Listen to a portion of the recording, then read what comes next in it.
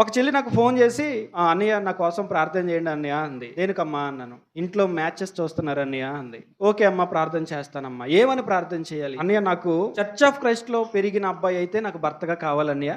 వాళ్ళు ఏవేవో సంఘాలకు చెందిన అబ్బాయిలు తెస్తున్నారు. ఇదిగో ఈ అబ్బాయికి 25,000, ఇదిగో అబ్బాయి అందంగా ఉన్నాడు 30,000 చేసుకో అని నన్ను అడుగుతున్నారు అన్నయ్య. నాకు అలాగ ఇష్టం లేదన్నయ్య. అందంగా లేకపోయినా పర్లేదు కానీ చిన్నప్పటి నుంచి చర్చ్ ఆఫ్ క్రైస్ట్ లో అంటే మనలాంటి వాక్యం ఎరిగిన సంఘములో పెరిగిన అబ్బాయి నాకు కావాలన్నయ్య. అది వాళ్ళకి చెప్తుంటే ఎక్కడ తెమ్మంటావు ఇప్పుడు అని ఇంట్లో మా అన్నయ్యోళ్ళు మా అమ్మ తిడుతున్నారు అన్నయ్య. నన్ను ఎవరినైనా ప్రేమించావా ఏంటి చెప్పు, వచ్చిన సంబంధం ప్రతిదాన్ని కాదంటున్నావు ఏంటి అని నన్ను అలా అడుగుతున్నారని నాకు చాలా బాధేస్తుంది అన్నయ్య. నేను చెప్పింది వాళ్ళకి అర్థం కావట్లేదు అన్నయ్య. నా కోసం ప్రార్థన చేయండి. మీ సంఘంలో ఉన్నా పర్వాలేదు, ఇంకా ఎక్కడైనా సరే చర్చ్ ఆఫ్ క్రైస్ట్ లో ఏ సంఘంలో ఉన్నా సరే నా కోసం మీరు కూడా కొంచెం ట్రై చేయండి అన్నయ్య. ఎంత మంచి మనసు అండి.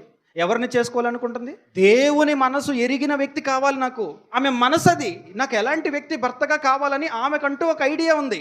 అది తెలుసుకుని ఆమెకి అలాంటి వ్యక్తిని తెచ్చిస్తే ఆమె సంతోషిస్తుంది. చాలా సంతోషపడిపోయాను. ఏం కంగారు పడకమ్మా, ప్రార్థన చేద్దాం, నేను కూడా చేస్తాను, నువ్వు కూడా చేసుకో, నాకున్నంత సర్కిల్లో చాలా మందికి నేను సమాచారం అందిస్తాను అని చెప్పాను. అంటే ఒక వ్యక్తి తాలూకా ఇష్టాలని మనం తెలుసుకుని వాళ్ళకి ఏం కావాలో తెలుసుకుని అది ఇస్తే వాళ్ళు సంతోషిస్తారు. దేవుడు కూడా దేవుని ఇష్టం ఏంటో తెలుసుకొని దేవుని మనసు ఏంటో తెలుసుకుని దాన్ని మనం దేవునికి ఇవ్వాలి. దేవుని మనసు తెలుసుకోవాలి.